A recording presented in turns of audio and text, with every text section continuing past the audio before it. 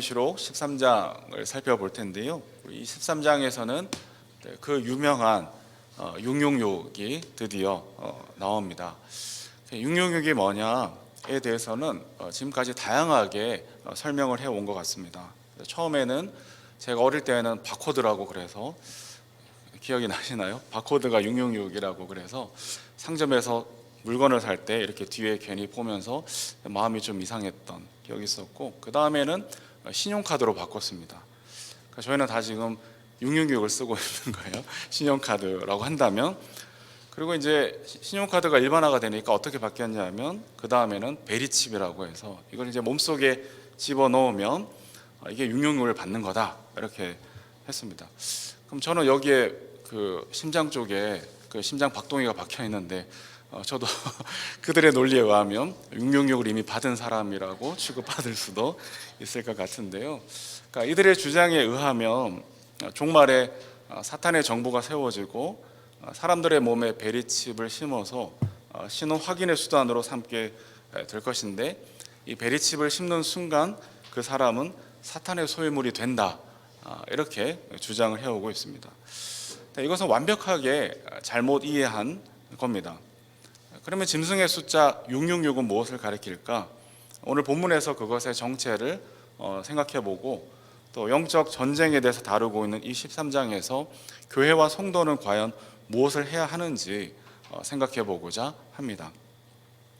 본문에는 두 짐승이 나옵니다. 첫 번째 짐승은 바다에서 올라오는 짐승이고요, 두 번째 짐승은 땅에서 올라오는 짐승, 이 두 짐승이 나오게 되는데요. 우선 첫 번째 짐승이 바다에서 올라오는데 뿔 10개, 머리 7이 달려 있습니다. 13장은 어떤 상징과 이미지가 가득하기 때문에 머릿속에 한번 상상해 보면서 그려보시는 것도 좋을 것 같고요. 또 그 각각의 뿔에는 왕관을 쓰고 있는데 머리에는 각각 하나님을 모독하는 이름이 붙어 있습니다. 이 짐승에 대해서는 2절에 묘사가 되어 있는데 표범과 비슷하고, 또 그 발은 곰의 발과 같고 그 입은 사자 입과 같았다라고 합니다. 이 짐승의 모습은 다니엘 7장에 이미 나오는 짐승인데, 다니엘 7장에서는 4가지 짐승으로 이렇게 분리되어 있지만 여기서는 하나로 합쳐놓은 것으로 나옵니다. 그러니까 그만큼 아주 강력하고 또 포악한 이미지를 그리고 있는데요. 이 짐승이 2절과 4절에 보니까 용으로부터 권세를 받습니다. 그러니까 이 용은 저희가 지난 장에서 살펴보았듯이 옛뱀, 곧 마귀 사탄이라고 하죠. 그래서 이 옛뱀, 마귀 사탄인 용으로부터 이 첫째 짐승이 권세를 받습니다. 그래서 이 짐승은 마귀 사탄의 하수인이라는 것을 알 수 있는데요. 이 짐승은 용과 더불어서 자기 자신을 경배하게 합니다. 하나님을 모독하는 말들을 쏟아내고 또 성도들과 싸워서 이길 것을 허락받는데요. 모든 종족, 백성, 언어, 민족을 다스리는 권세를 받게 됩니다. 그래서 그에게 경배하지 않는 사람들은 사로잡혀가고 칼에 맞아 죽임을 당하는 일들이 일어나게 됩니다. 그러면 이 첫째 짐승의 정체가 무엇일까? 18절에서 단서가 나옵니다. 18절을 보시면 여기에 지혜가 필요합니다. 지각 있는 사람은 그 짐승을 상징하는 숫자를 세워 보십시오.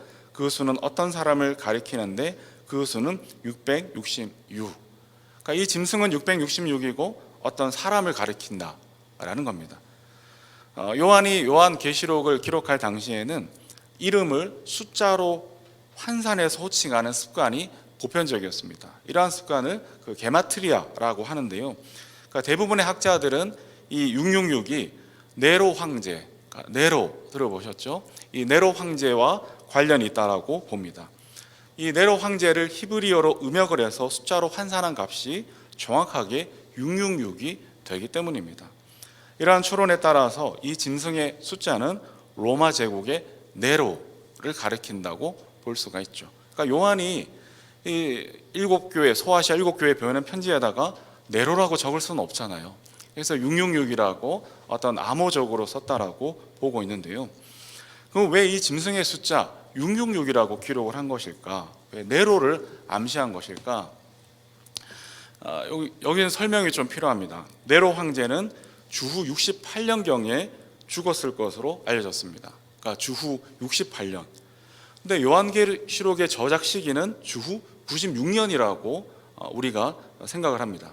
그러니까 네로 황제는 요한계시록이 쓰여지던 시점에서는 이미 죽어 있었습니다. 그러니까 그럼에도 네로는 왜 이 네로가 소환이 되었느냐? 이 네로는 기독교인들에게 엄청난 트라우마를 안긴 폭군으로 기억이 되기 때문입니다. 따라서 이 요한은 이미 죽었지만 네로 황제를 모델로 해서 로마 제국과 황제 일반을 비유적으로 제시하고 있는 것이죠. 다시 말하면 이 짐승 666의 숫자 1차적 의미는 네로이지만, 그러나 이 짐승은 네로 황제를 대표로 하는 로마 제국의 황제들을 암시하는 것이다 라고 볼 수가 있습니다. 이처럼 요한계시록의 관점에서 보자면 이제 666은 로마 황제인데, 이 로마 제국의 황제는 다름 아니라 마귀 사탄의 하수인이라고 보고 있습니다. 로마 제국과 황제의 배후에는 마귀 사탄이 있다라고 요한계시록은 보고 있는 것이죠. 실제로 로마 제국의 황제는 자신을 신적인 위치에 올려놓고 숭배하게 했습니다. 자신이 일종의 신으로서 숭상받게 만들었던 것이죠. 근데 여기에는 로마 제국의 황제를 신으로 숭배하는 일이 강제적으로만 진행된 것은 아니었습니다. 4절에 보니까 사람들이 짐승을 경배하면서 이런 말을 합니다. 누가 이 짐승과 같으랴? 누가 이 짐승과 맞서서 싸울 수 있으랴? 이렇게 말하는 것을 보면 로마 황제 숭배에는 자발적인 면도 있었다는 것을 생각하게 됩니다. 어째서일까? 당시 로마의 권세가 대단했기 때문입니다. 로마는 지금까지도 건축, 문화, 예술, 군사력에 있어서 영감을 줄 만큼 강력했습니다. 그리스의 신들을 자기들의 신으로 받아들여서 제국의 정신을 통일을 했습니다. 어마어마한 도를 놓았고 대형 도서관들을 건축해서 장서를 구비했습니다.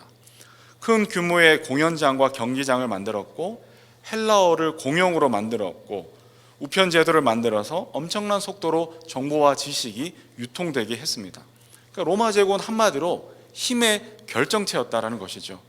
그래서 이 로마의 시민권을 가진다는 것은 부와 명예와 권력과 안전을 얻는다는 의미였고, 그래서 이 로마 황제 숭배에 동참하는 것은 곧 로마의 혜택을 온전히 자기 것으로 만드는 것을 의미했다라는 것이죠.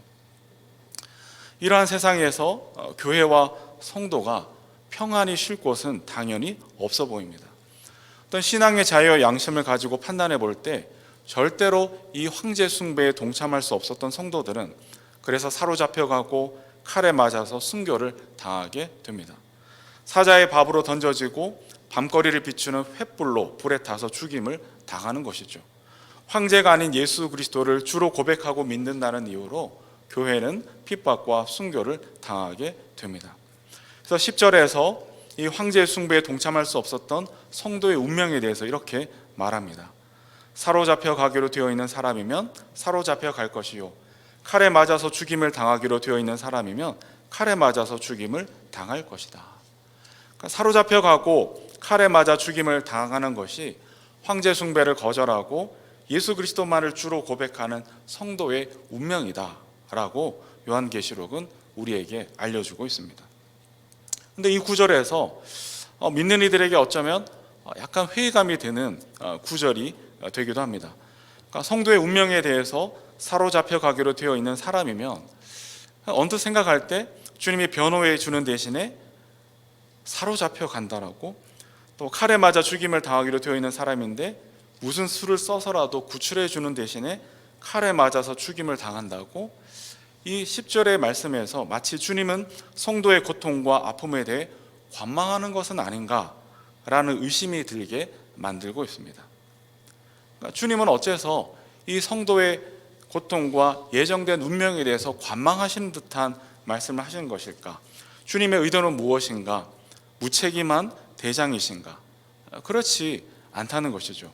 다름 아니라 성도의 인내와 믿음이 필요하다. 그러니까 성도의 인내와 믿음을 보시겠다라고 주님은 얘기하십니다. 주님은 사로잡혀 가는 성도의 인내를 보실 것이고 칼에 맞아 죽어가면서도 주님을 따르는 성도의 믿음을 보시겠다라고 이야기를 하십니다. 왜냐하면 이 세계가 다가 아닐 것이기 때문입니다. 만일 이 세계가 다이고 이 세상이 끝이라면 성도의 인내와 믿음은 불필요하고 황제 숭배가 가장 현명한 방법이 될지도 모릅니다. 하지만 다가올 마지막 종말이 있고 하늘로 승천하신 주님은 이 땅에 다시 오실 것이기에 성도의 인내와 믿음이 귀하다라는 것이죠. 그래서 히브리서 11장에 나오는 믿음의 사람들은 이 환난과 핍박 속에서도 더 나은 하늘의 본향을 동경하면서 믿음을 따라 살다가 순교할 수 있었던 것입니다. 오늘 우리가 직면한 상황은 어떨까요? 여전히 성도의 인내와 믿음이 필요한 때를 살고 있는 것 같습니다. 악은 관영하고 어둠은 짙어갑니다. 불법이 성행하고 사랑이 식어가는 세상에서 악인은 점점 더 승승장구하는 모습을 보는 것 같으면 우리의 마음이 심히 상하곤 합니다. 그 속에서 하루하루 보이지 않는 믿음으로 살아가는 일이 쉽지 않습니다. 나쁜 소식은 그럼에도 주님은 우리를 쉽사리 건져주지 않으실지도 모르겠습니다. 사로잡혀 가더라도 사로잡혀 가도록 놔두시고 칼에 맞아 죽임을 당하더라도 그냥 칼에 맞아 죽임을 당하도록 내버려 두실지도 모릅니다. 대신에 주님은 성도의 인내와 믿음을 가지라고 우리를 격려하십니다. 왜일까요?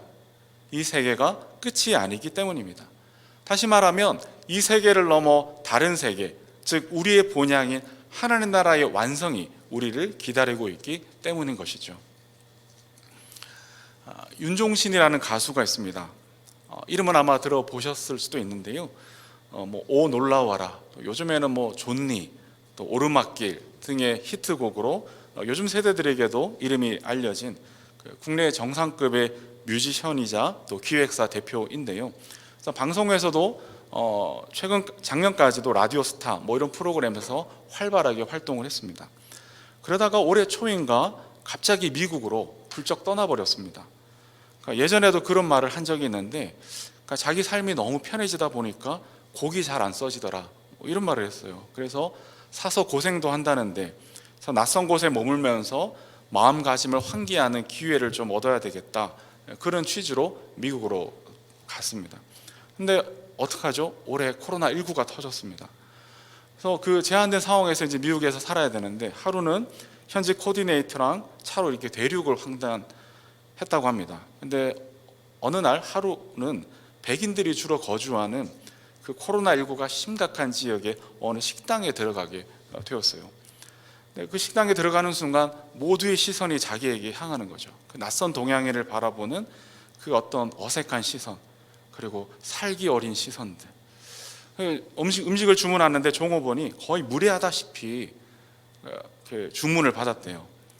그래서 저 사람 이상한 사람인가? 그렇게 생각했더니 조금 후에 그 종업원이 다른 어떤 그 동네 할머니에게 아주 친절하게 웃으면서 이렇게 대접하는 것을 보면서, 야, 원래는 저렇게 친절한 사람인데 나한테는 저렇게 무례하구나, 이렇게 이제 느꼈다고 합니다. 그래서 기분 안 나빴냐고, 거의 인종차별적인 어떤 그런 시선 속에서 기분 나쁘지 않았냐고 물어보니까 생각보다 괜찮았다라고 하면서 자기는 오랜만에 너무 좋았다라고 이렇게 얘기를 하더라고요. 그러니까 한국에서는 어딜 가나 자기를 알아보고 또 환영해 주는데, 자신을 전혀 알아보지 못하는 곳에서 심지어 멸시를 당하고 거절을 당하는 그 감정이 참으로 오랜만에 느껴보는 것이어서 좋았다라는 거예요. 참 특이한 사람이다, 이렇게 생각할 수 있지만 인간의 다양한 감정을 경험하고 그것을 표현해야 되는 어떤 뮤지션이어서 그럴 수도 있겠구나, 이런 생각을 했고요. 또 한 가지는 생각해 보니까 그는 돌아올 집이 있었던 거예요. 자신을 알아봐주고 환영해 줄 돌아올 나라가 있었기에 그런 무례와 또 거절에 대해서 전혀 개의치 않을 수가 있었던 것이죠. 어쩌면 자신을 천대했던 이들보다 훨씬 더 좋은 집과 환경이 자신을 기다리고 있었기에 낯선 곳에서도 사서 고생을 하는 그런 일들을 감내할 수가 있었던 것은 아닐까 생각해 보았습니다. 만일 이 땅에서의 삶이 우리의 삶에 달하면 우리의 인내와 믿음은 정말 어리석은 것이 되고야 말 겁니다. 그러나 우리에게는 세상의 그 어떤 것보다도 비교도 안 되는 더 좋은 본향이 우리를 기다리고 있습니다. 주님은 우리를 위해 그 집을 예비하신다라고 하셨고, 그리고 우리를 데리러 오신다고 하셨고, 무엇보다 주님 자신이 우리의 본향이 되시겠다라고 약속해 주셨습니다. 이것을 생각해 보면서 저의 기도가 조금은 바뀌게 된 것 같습니다. 예전에는 사로잡혀가고 칼에 맞아 죽임을 당하는 고통에서 하나님 속히 건져 주시기를 간구를 했다면, 이제는 사로잡혀가고 칼에 맞아 죽임을 당하는 고통 속에서도 주님 인내하고 믿음으로 살아갈 수 있게 되기를 도와주시기를 간구하게 되는 것이죠. 여기서 믿음으로 살아간다는 것은 단순히 you can do it, 긍정의 힘을 말하는 것이 절대로 아닙니다. 믿음은 바라는 것들의 실상이요 보지 못하는 것들의 증거라는 말씀처럼 지평 너머의 세계를, 보이지 않는 세계를 지금 여기에 끌고 오는 그 믿음을 의미합니다. 세상의 평가에 움츠러들고 세상의 가치관에 따라 하루하루 흔들리는 것이 아니라 신앙의 양심과 자유를 가지고 세상을 선도하면서 하나님 나라의 가치관으로 변혁시켜 나아가는 믿음인 것이죠. 물론 이 일은 쉽지 않습니다. 위험할 수도 있고 때로는 죽을 수도 있습니다. 그래서 우리는 이것을 순교라고 합니다. 그래서 인내가 필요한 것이죠. 분명한 것은 성도의 그 인내와 믿음을 주님은 귀히 보신다는 사실입니다. 우는 자와 함께 우시고 십자가의 자리에까지 동행하시며 마침내 아버지의 집에서 존귀와 영광으로 면류관 씌워 주시는 것이죠. 마귀의 때는 얼마 남지 않았습니다. 그날이 가까이 오고 있습니다.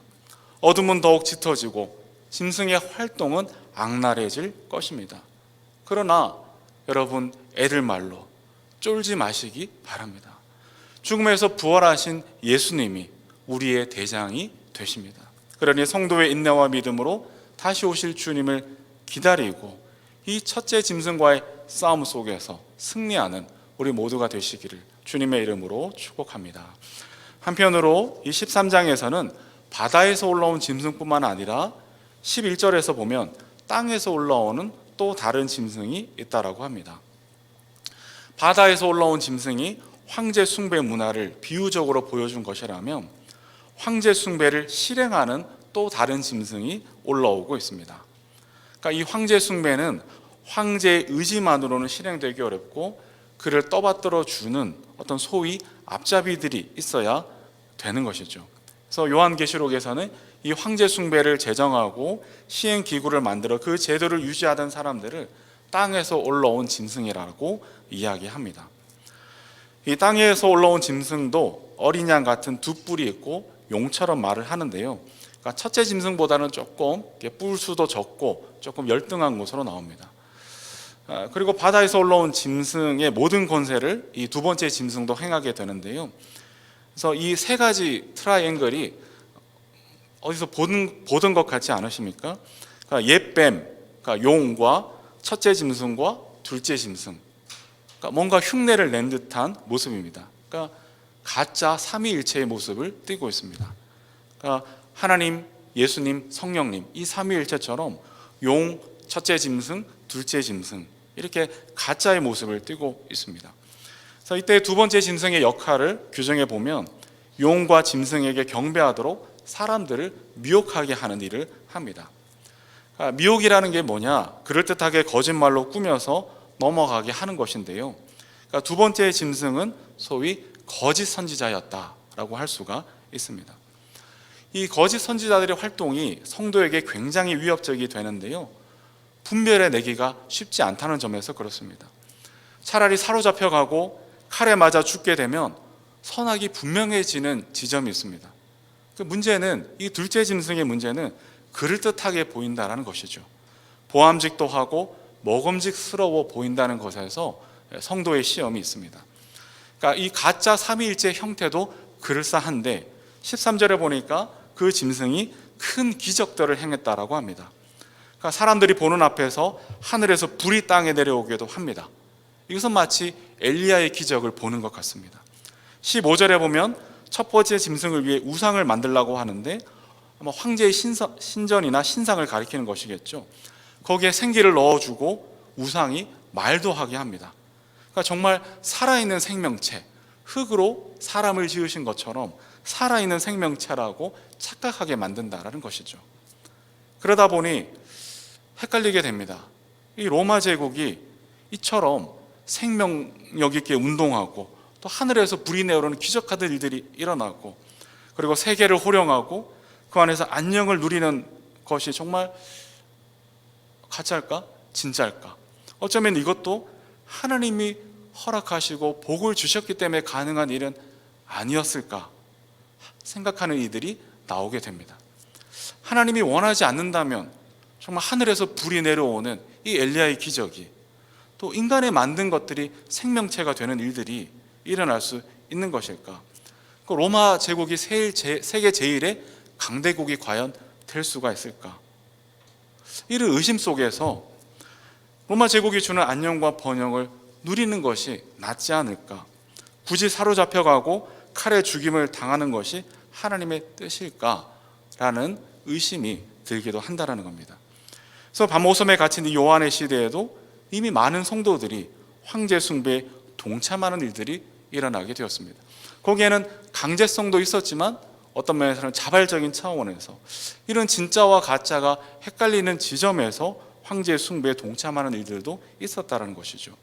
교회에 속해 있으면서도 황제 숭배의 문화에 동참하고 로마 제국이 주는 풍성함을 누렸습니다. 이러한 모습을 우리는 소아시아 7교회를 공부하면서 진작에 살펴보았던 것이죠. 그러면 정말 하늘에서 불이 내려오는 기적이 일어나고 로마 제국이 승승장구를 하면서 모든 길은 로마로 통하는 이 번영이 하나님께서 로마 제국을 인정해 주신 결과일까요? 이에 대해서 마태복음 7장 22절 23절에서 주님은 이렇게 말씀하십니다. 그날에 많은 사람이 나에게 말하기를 주님, 주님, 우리가 주님의 이름으로 예언을 하고 주님의 이름으로 귀신을 쫓아내고 또 주님의 이름으로 많은 기적을 행하지 않았습니까? 할 것이다. 그때 내가 그들에게 분명히 말할 것이다. 나는 너희를 도무지 알지 못한다. 불법을 행하는 자들아 내게서 물러가라. 그러니까 눈에 보이는 기적과 가시적인 번영과 결과들이 신앙의 정당성을 확정해 주지는 않는다라고 주님은 말씀하고 계십니다. 만일 그렇다고 한다면 예수님보다 더 비참한 사람은 없었겠죠. 예수님은 33세 어간에 어머니 눈앞에서 벌거벗겨진 채로 십자가에서 비참하게 죽임을 당했습니다. 제자들은 그를 버렸고 심지어 하나님조차도 그를 버리시는 것만 같았습니다. 외롭고 고통스러운 그의 삶은 실패한 것일까? 아니죠. 그럴 수는 없는 겁니다. 하나님은 부활을 통해 그의 십자가가 결코 잘못된 것이 아니었음을, 십자가 희생의 정당성을 확정해 주셨습니다. 그런데도 우리는 여전히 눈에 보이는 것으로 신앙의 진정성과 정당성을 확보하려는 유혹에 너무나 자주 빠지곤 합니다. 제가 어릴 적에 몸이 마비되어 6개월 이상 자리에 꼼짝없이 누워 있었을 때 그때 많이 들었던 말 중에 하나가, 물론 저를 아껴주시고 또 염려해 주시면서 하신 말들이지만, 죄를 회개해, 죄를 회개하지 않아서 낫지 않는 거야 라는 말을 적지 않게 들었습니다. 그러니까 궁극적으로는 틀린 말이 아닐 수 있겠지만 17살 나이에 무슨 그런 큰 죄를 많이 지었을까? 이러다 보니 고통과 실패에 대해서는 어떤 정당한 해석도 내리지 못한 채 욥을 정죄하고 비난했던 친구들처럼 되어버리는 우리의 현실이기도 합니다. 2014년에 세월호 사건이 있었습니다. 저는 독일에 있었는데요. 다른 것 다 떠나서 300여 명의 아이들과 사람들이 물에 빠져 죽었다라는 그 사실 자체만으로도 너무너무 마음이 아프고 괴로웠습니다. 그래서 독일 교회 사람들도 함께 슬퍼하고 기도했던 기억이 있었는데요. 그때 세월호 저희가 바른교회 아카데미를 하면서 이제 이 관련된 교회나 또 취재하기도 하고 일들을 할 기회가 있었는데요. 세월호 유가족들 중에는 교인들도 상당히 많았는데 많은 경우가 이후에 교회를 떠났다는 이야기를 가슴 아프게 들었습니다. 거기에는 하나님이 원망스럽기도 하지만 그보다 더 큰 이유들도 적지 않았습니다. 마태복음 1장 18절에 보니까 예수님의 탄생을 저지하려고 헤롯이 2살 이하의 사내 아이는 모조리 죽이는 일이 있었습니다. 그때 자식을 잃은 어미들이 위로받기를 거절하였다라는 말씀이 나옵니다. 위로받기를 거절하였다라는 말씀이 성경에 기록되어 있습니다. 그런데 당시에 일부 교회들을 중심으로 너무 값싼 위로를 하려 했었고 무리하게 해석을 하려고 했었고, 그러다 보니 심지어 하나님이 한국을 정신 차리게 하려고 꽃다운 아이들을 바다에 빠뜨린 것일지도 모른다라는 말이 서스럼 없이 강단에서 나오기도 했습니다. 정말 그럴까요? 저는 모르겠습니다. 그리고 우리 모두는 사실 모릅니다. 모르면 그냥 모른다고 해도 됩니다. 모르는 것이 잘못은 아니기 때문입니다. 그냥 모르면 모른 채로 우는 자와 함께 울면 됩니다. 값싼 위로를 전하는 대신에 무리한 해석을 가하는 대신에 고통을 당하는 자 곁에서 그저 함께 비를 맞아주기만 해도 됩니다. 교회는 그런 곳이어야 하는 곳이죠.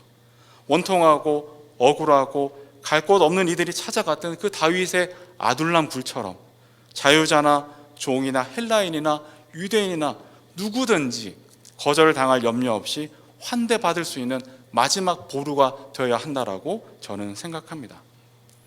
저는 우리의 자녀들이 원하는 학교에도 갔으면 좋겠고, 바라는 직장에서도 취직을 했으면 좋겠고, 정말 남부러울 것 없이 안정되고 풍성한 삶을 살아가게 되기를 날마다 기도합니다.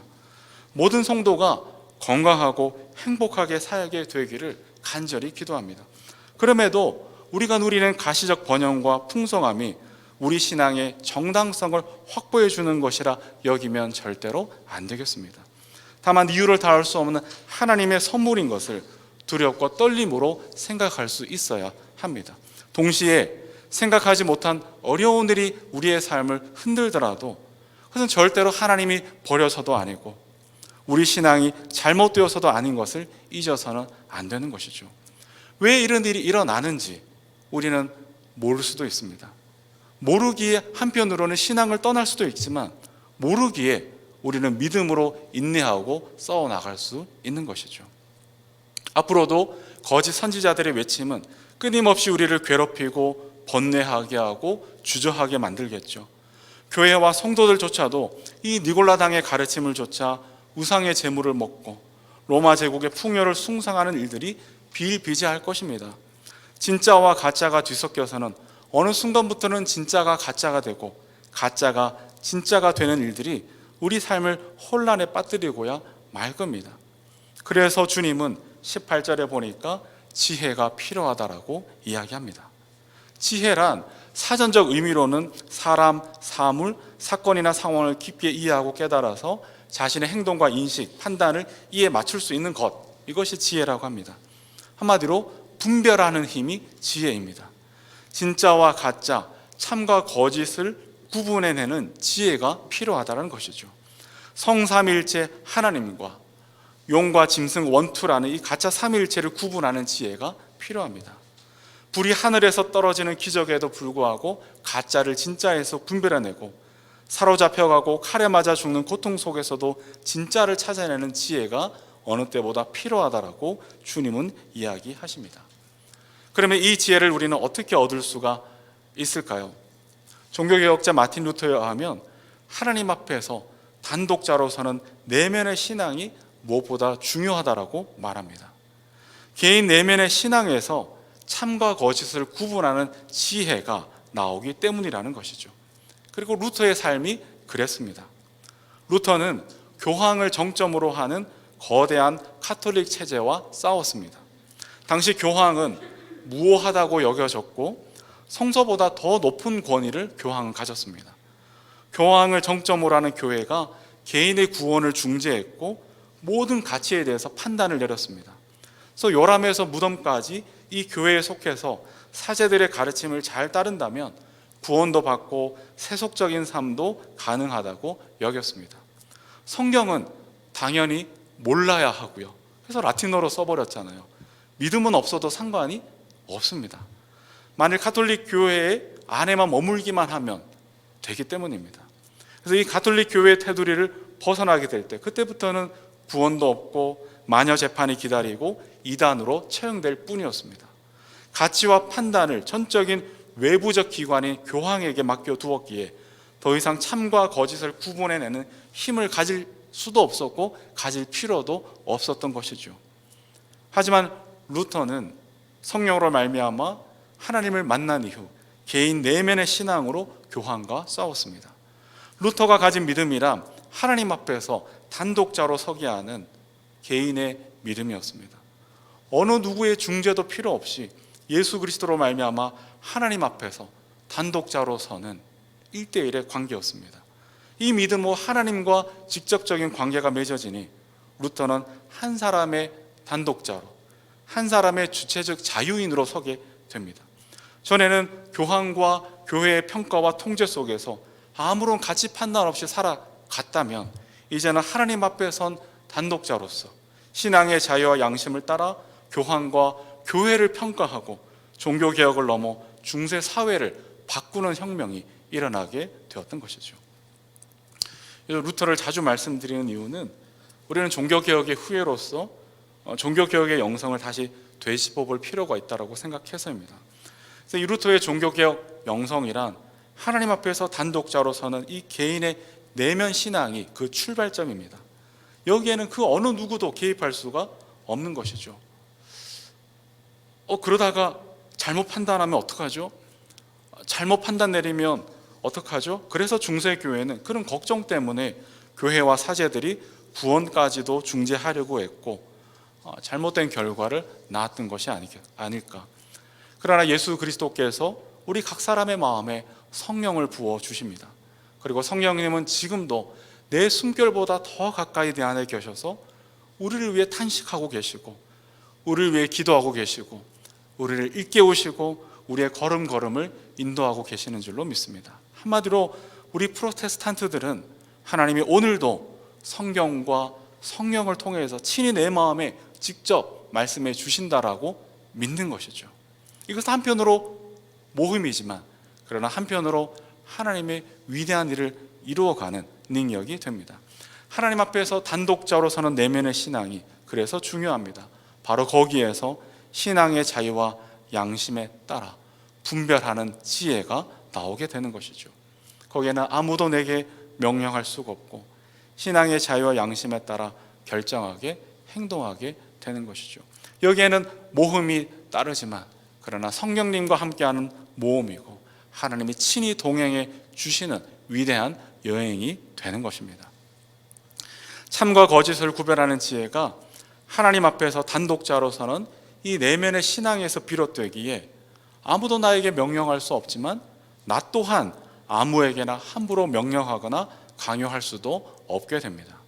심지어 우리 자녀들에게도 강제할 수가 없습니다. 자녀는 부모보다 더 큰 존재로부터 우리에게 선물로 주어진 하나님의 소유이기 때문이고, 하나님의 계획과 뜻이 이루어지는 한 사람의 인격이기 때문입니다. 그럼 우리의 역할은 무엇인가? 다만 한쪽으로 비켜서서 우리가 경험한 그 하나님을 그들 또한 체험할 수 있도록 말씀으로 가르치고 기도하며 사랑으로 본을 보여주는 삶, 그것으로 충분하다 하겠습니다. 하나님 앞에서 이 개인 신앙의 자유 양심이 참과 거짓을 분별하는 힘과 지혜가 되기 때문에 우리는 무엇보다 열심히 더 공부해야 합니다. 이제부터는 참과 거짓을 판단하는 책임이 외부 권위에 있지 않고 우리 자신에게 있기 때문입니다.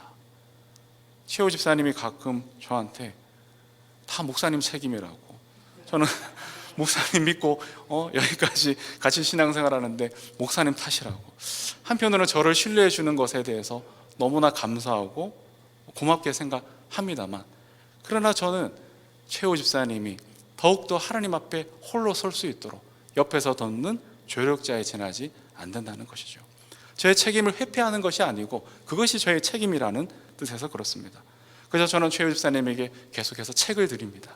열심히 읽으시라고 책을 드리고 있습니다. 우리에게 주신 성경과 이 세계와 사람에 대해서 열심히 공부해야 합니다. 그리고 공부를 해갈 때 열린 마음으로 겸손해야 하는 것이죠. 다시 말해서 오늘 김세현 장로님 기도문에 올려주신 것처럼 나도 틀릴 수 있다라는 것을 절대로 놓쳐서는 안 됩니다. 나도 틀릴 수 있다, 이것이 때로는 우리에게 비참함이 될 수도 있지만 나도 틀릴 수 있기 때문에 오히려 우리는 더더욱 내 숨결보다 더 가까이 내 안에 계시는 성령님의 도움을 진심으로 간절하게 구하게 되는 줄로 압니다. 말씀을 마치겠습니다. 오늘 13장에서 사탄의 간계한 수법에 대해서 우리는 잠시 생각해 보았습니다. 칼로 위협하고 또 진짜 같은 가짜로 우리를 미혹하는 이 영적 전쟁에서 교회의 피로도는 높아져 가고 성도의 마음은 날마다 상하게 되는 것 같습니다. 하지만 우리 주님은 인내와 믿음으로 영적 지각과 분별함으로 돌파하라고 우리를 격려하고 계십니다. 마귀의 때는 얼마 남지 않았습니다. 5절에 보니 42달이라고 그 기간이 정해져 있습니다. 그러므로 끝까지 우리의 대장 되시는 예수님을 따라서 믿음으로 인내하고 참과 거짓을 분별하면서 하나님의 나라를 이곳에 앞당겨 오는 우리 모든 나의 사랑하는 교회가 되시기를 주님의 이름으로 축복합니다. 아멘.